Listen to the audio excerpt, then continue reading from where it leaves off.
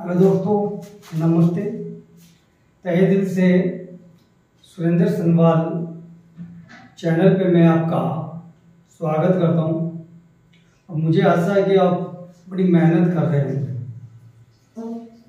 आज मैं आपके सामने बड़ा अच्छा टॉपिक लेके आया हूँ, बड़ा अच्छा, जिसमें आरएस और एसआई, पटवारी, एसएससी, सीजीएल, ये सारे और विभिन्न प्रतियोगी परीक्षाओं में आने वाले जो इम्पोर्टेंट टॉपिक्स हैं वो मैं आज आपके सामने इस वीडियो पर गुप्त काल से संबंधित, यानी जो भारत का सबसे अच्छा समय था, यानी स्वर्ण काल था, गुप्त काल, उससे संबंधित एक टॉपिक लेके आया हूँ। और वो टॉपिक है गुप्त काल की भाषा, शिक्षा, व्याकरण, ज्योतिष, धातु विज्ञान से संबंधित। और इस टॉपिक को आप देखना मत भूलना, अन्यथा चूक जाओगे। और सबसे पहले मैं गुप्त काल की शिक्षा को लेता हूँ। गुप्त काल में वैसे तो भारतीय इतिहास में गुप्त काल का नाम स्वर्ण अक्षरों में लिखा गया है। और गुप्त काल ज्ञान, विज्ञान, ज्योतिषी और हर क्षेत्र में वो आगे रहा है। उसी प्रकार आज शिक्षा के क्षेत्र में हम टॉपिक को पढ़ेंगे कि गुप्त काल में वैसे तो सबसे ज्यादा जो ग्रंथ लिखे गए वो संस्कृत भाषा में लिखे गए, अन्य भाषाओं में भी लिखे गए, लेकिन संस्कृत में अधिक से अधिक ग्रंथ लिखे गए। और गुप्त काल में संस्कृत ही महत्वपूर्ण भाषा के रूप में सबसे उच्च स्थान पर प्रतिष्ठित थी। तो गुप्त काल में जो दान था वो विद्या दान, गाय का दान और धन का दान सर्वोपरि माना गया है। राजाओं के द्वारा, धनाढ्य लोगों के द्वारा उस समय गुरुकुल पद्धति से शिक्षा होती थी। और गुरुकुल पद्धति से शिक्षा जब प्राप्त करते थे अनुयायी, तो वह विद्या का दान गुरु के द्वारा दिया जाता था। उसी प्रकार ब्राह्मण को गाय का दान दिया जाता था, राजा या धनाढ्य व्यक्तियों के द्वारा। धन का दान, जो पराश्रित होते थे, गरीब होते थे, उनको धन का दान भी दिया जाता था। गुप्त काल में जो शिक्षक होते थे उनको 3 नामों से बोले जाता था। उपाध्याय भी कहा जाता था शिक्षक को, आचार्य भी कहा जाता था और श्रेष्ठ विद्वान भी कहा जाता था। यानी जो उच्च कोटि का विद्वान होता था उसको श्रेष्ठ विद्वान यानी भट्ट कहते थे।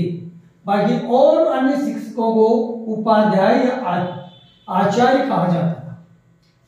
गुप्त काल में जो गांव होते थे वो गांव जब आचार्यों को दिया जाता था, उनकी शिक्षा के परिणाम स्वरूप राजाओं के द्वारा, गुप्त राजाओं के द्वारा, तो वो आचार्य को जो दान में जो गांव दिए जाते थे उन गांवों को अग्रहार के नाम से अभिनीत किया जाता था।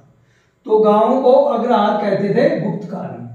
उसी प्रकार शिक्षा के क्षेत्र में जब जो अनुयायी गुरुकुलों में शिक्षा पद्धति के माध्यम से पढ़ते थे तो वो जो उनका ऊपरी वस्त्र होता था वो मृग चर्म का बना होता था, और जबकि नीचे का जो वस्त्र होता था वो सन, जो एक पेड़ होता है, एक पौधा होता है कृषि क्षेत्र में, उस सन के रेशों से वो वस्त्र बनाया जाता था। ये उस समय के वस्त्र हैं। साथ में अध्ययन का तरीका, तो गुप्त काल में जो शिक्षा होती थी वो मौखिक रूप से होती थी, ना कि लिखित रूप से होती थी। वैसे गुप्त काल में शूद्रों की शिक्षा का कोई प्रबंध नहीं था, शूद्रों को शिक्षा वर्जित नहीं थी, यानी उनको शिक्षा नहीं दी जाती थी।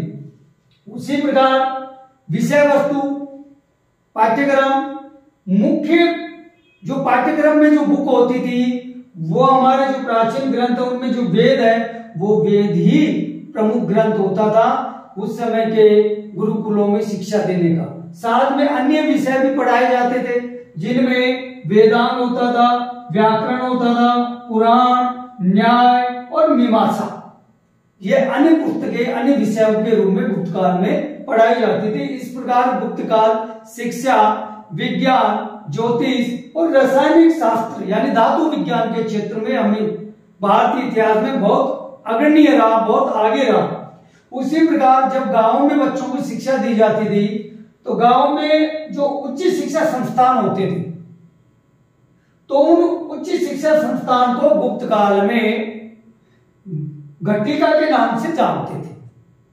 और साथ में जो गांव के अंदर जो प्रारंभिक शिक्षा यानी बच्चे की जो प्रारंभिक शिक्षा दी जाती है कक्षा 5 तक, वो उस प्रारंभिक शिक्षा संस्थान जो गांव में होते थे, तो इन जो प्रारंभिक शिक्षा संस्थान गांव में होते थे तो उस प्रारंभिक शिक्षा संस्थान को लिपिशाला कहा जाता था गुप्त काल में। और साथ में उस लिपिशाला के जो शिक्षक होते थे उनको द्वारकाचारी कहते थे। ये गांव की शिक्षा से संबंधित बात है। आगे हम चलते हैं कि उस समय की जो शिक्षा पद्धति थी तो गुप्त काल की जो शिक्षा पद्धति थी उस समय में 2 तरह के अनुयायी होते थे। याज्ञवल्क्य जो गुप्त काल के प्रसिद्ध विद्वान थे, उन्होंने गुप्त काल में 2 प्रकार के शिष्य का वर्णन किया या उनका उल्लेख किया। उनको शिष्यों को ब्रह्मचारियों के नाम से जाने जाता था। ब्रह्मचारी बोलते थे शिष्यों का, अनुयायियों को। और वो 2 प्रकार के जो शिष्य होते थे वो कौन कौन से होते थे? एक को कहते थे प्रारंभिक वाले को नैष्ठिक, जबकि दूसरे को कहते थे उपकुर्वाण। तो 2 प्रकार के ये अनुयायी होते थे, ब्रह्मचारी होते थे। तो जो नैष्ठिक होते थे वो जीवन भर शिक्षा हेतु समर्पित होते थे, यानी गुरुकुलों में शिक्षा लेकर, और उनका उद्देश्य होता था कि और दूसरे क्षेत्र में जाकर देश के विभिन्न संस्थानों, विद्यालयों, प्राचीन विद्या प्रतिष्ठानों में अपना शिक्षा कार्य करे, लोगों को शिक्षा दे, ज्ञान दे, दर्शन और वेदों की जानकारी दे। यह कार्य नैष्ठिक ब्रह्मचारियों का होता था जो जीवन भर शिक्षा हेतु ही समर्पित होते थे। जबकि उपकुर्वाण नामक जो ब्रह्मचारी होते थे वो ब्रह्मचर्य आश्रम पूरा होने तक, यानी 25 साल की उम्र जो हमारे वेदों में बताई गई है, प्रारंभिक शिक्षा यानी ब्रह्मचर्य की जो उम्र है वो 25 साल तक की एज तक शिक्षा लेकर अपने घरों की तरफ लौट जाते थे।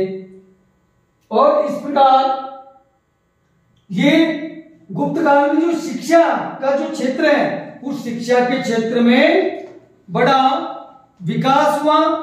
और साथ में अब हम चलते हैं नए टॉपिक। हेलो भाई, हम एक नया टॉपिक पढ़ेंगे नेक्स्ट, गुप्त कालीन भाषा, चिकित्सा, गणित और ज्योतिष ग्रंथ और ज्योतिषाचार्य। देखिए, समस्त गुप्त अभिलेख, शिलालेख, ताम्रलेख और मुद्रालेख ये छंदमय काव्य में रचे गए। गुप्त काल में जो भी शिलालेख है, अभिलेख है, ताम्रलेख है, मुद्रालेख है, ये छंदमय काव्य। छंदमय काव्य का अर्थ होता है कि वो गीत रूप में लिखे गए और संस्कृत भाषा में लिखे गए, गाने के रूप में लिखे गए, छंदों के माध्यम से लिखे गए, यति, गति, लय के अनुसार लिखे गए। गुप्त काल की रचनाएं और अध्यापन और वैदिक जो धर्म था गुप्त काल में, यानी गुप्त काल में जितने भी ग्रंथ लिखे गए, अध्यापन, गुरुकुलों में पढ़ाने का जो तरीका और वैदिक जो धर्म था वो संस्कृत भाषा पर ही आधारित था। आगे गुप्त युग या गुप्त कालीन युग वैदिक पुनरुत्थान का युग है, बड़ा इंपॉर्टेंट टॉपिक है। यानी वैदिक पुनरुत्थान का युग है गुप्त कालीन युग। इसी प्रकार हम आगे देखते हैं, गुप्त दरबार के या गुप्त राजाओं के दरबार की भाषा थी संस्कृत और समस्त गुप्त कालीन भाषा संस्कृत। और गुप्त काल में जो अभिलेख लिखे गए वो भी अधिकांशतः अभिलेख संस्कृत भाषा में ही थे। उसी प्रकार गुप्त काल में महायान बौद्ध साहित्य लिखा गया। जो गुप्त काल में ये महायान बौद्ध साहित्य था ये संस्कृत भाषा में लिखा गया, ना कि पाली और ना कि आपकी प्राकृतिक भाषा में। गुप्त जो सम्राट थे वो संस्कृत भाषा के विद्वान थे। आर्यसेन जो समुद्रगुप्त के दरबार में विद्वान थे, जिन्होंने इलाहाबाद प्रस्तुति लिखी समुद्रगुप्त की प्रशंसा में, वो उन्होंने समुद्रगुप्त को कविराज की उपाधि दी। इसी प्रकार हम ज्योतिष देखते हैं। ज्योतिष में जो आर्यभट्ट है, जिन्होंने दशमलव प्रणाली का सिद्धांत दिया विश्व में सबसे पहले, वो गणित के साथ साथ एक ज्योतिषाचार्य भी थे। यानी आर्यभट्ट गणितज्ञ तो थे ही, लेकिन साथ में वो ज्योतिषाचार्य भी थे। आपके क्वेश्चन आ सकता है कि आर्यभट्ट थे गणितज्ञ, ज्योतिषाचार्य या फिर गणितज्ञ ज्योतिषाचार्य। तो गाइस ध्यान रखना, वो गणितज्ञ भी थे और ज्योतिषाचार्य भी थे। आर्यभट्ट ने पृथ्वी का अपने अक्ष पर चारों ओर घूमने का सिद्धांत विश्व में सबसे पहले दिया। उसके बाद विश्व के और देशों के विद्वानों ने दिया। वराहमिहिर ये भी ज्योतिषाचार्य थे गुप्त काल में। इन्होंने जो ग्रंथ लिखे ज्योतिष से संबंधित, उनके नाम है लघु जातक, वृहद जातक, विवाह पटल, योग माया, बृहद संहिता, पंचा सिद्धांतिका। ये ग्रंथ वराहमिहिर ने लिखे। कई बार कंपटीशन में ये क्वेश्चन पूछ लिया जाता है। नेक्स्ट, चिकित्सा के क्षेत्र में गुप्त काल में क्या विकास हुआ? चिकित्सा के क्षेत्र में उस समय के चिकित्सक थे वाघभट्ट। वाघभट्ट ने आयुर्वेद पर एक ग्रंथ लिखा, उस ग्रंथ का नाम था अष्टांगिक ग्रंथ। उसी प्रकार उस समय के धातु वैज्ञानिक और रसायन वैज्ञानिक नागार्जुन, जो गुप्त काल के विद्वान और चिकित्सक थे, इस काल में रसायन और धातु वैज्ञानिक थे नागार्जुन। आर्यभट्ट, इन्होंने दशमलव प्रणाली का ज्ञान, वृत्त, त्रिभुज, बीजगणित, त्रिकोणमिति के सिद्धांत विश्व में सर्वप्रथम दिया। इस प्रकार हम गुप्तकालीन भाषा, चिकित्सा और गणित और ज्योतिष को। फ्रेंड्स, अब हम देखेंगे गुप्त काल, जिसको हम भारत का एक स्वर्ण काल कहते हैं, उसके कवि, नाटक या नाटककार। क्योंकि हमें मालूम है कि गुप्त काल में अधिकांश ग्रंथ संस्कृत भाषा में लिखे गए थे और गुप्त काल विद्वानों का काल रहा है। उसी में सबसे पहले वत्स भट्टी, इन्होंने उस समय के विद्वान थे गुप्त काल के, इन्होंने जो ग्रंथ लिखा उसका नाम है रावण वध। उसी प्रकार 10 कुमार चरित्र, ये काव्य दर्शन है, काव्य रूप में लिखा गया है, गीत रूप में लिखा गया है और इसको लिखा है दंडिल, जिसको हम दंडी भी बोलते हैं। इसी प्रकार किराता अर्जुनियम, ये भी एक अच्छा ग्रंथ है, इसको कवि बुहारवी ने लिखा। उसी प्रकार नीति शतक, श्रृंगार शतक, वैराग्य शतक, ये महान जो ऋषि हुए हैं भरत मुनि, जो राजा भी थे, ये गुप्त काल में हुए। इन्होंने 3 पुस्तकें लिखी। नीति शतक, जिसमें नीति से संबंधित बातें, श्रृंगार शतक, जिसमें श्रृंगार से संबंधित बातें, और वैराग्य शतक, जिसमें संन्यास आश्रम में जब वैराग्य धारण कर लिया जाता है, जंगल में चला जाता है, उस समय की घटनाओं का वर्णन इनमें विस्तार पूर्वक किया गया। इसी प्रकार देवी चंद्रगुप्त, उस समय के प्रसिद्ध जो लेखक, कवि, नाटककार विशाख दत्त, जिन्होंने देवी चंद्रगुप्त नामक जो चंद्रगुप्त विक्रमादित्य के ऊपर लिखित है ये ग्रंथ, उसको इन्होंने लिखा। इसी प्रकार उस समय के महान कवि कालिदास, ये भी गुप्त काल में हुए हैं। इन्होंने ये चंद्रगुप्त विक्रमादित्य के जो दरबार में बैठने वाले जो विद्वान थे, नवरत्न जिनको कहा जाता था, उनमें इनका प्रमुख स्थान था। इसी प्रकार कालिदास जी की जो रचनाएं हैं वो है अभिज्ञान शकुंतलम, मालिका मित्रा और विक्रमो उत्सर, ये नाटक है। इसी प्रकार शकुंतला, ये भी इनके कालिदास जी के नाटक है। नाटक के अलावा कालिदास जी ने महाकाव्य भी लिखा और महाकाव्य में इनकी रचनाएं आती है रघुवंश और कुमार संभव। इसी प्रकार कालिदास जी ने गीति काव्य लिखा। गीति काव्य वो काव्य होता है जो महाकाव्य से छोटा होता है और गीत रूप में लिखा जाता है, जिसको गीत रूप में ही बोला जाता है, यानी पद रूप में बोला जाता है। वो पुस्तक है ऋतु श्रृंगार। इसी प्रकार खंड काव्य जो महाकाव्य से छोटा होता है, खंडों में होता है, टुकड़ों में विभाजित होता है, वो ग्रंथ है इनका मेघदूत। इसी प्रकार इसी प्रकार जो गुप्त काल है उसमें भास कवि हुए, इन्होंने लिखा शकुनवास दत्ता।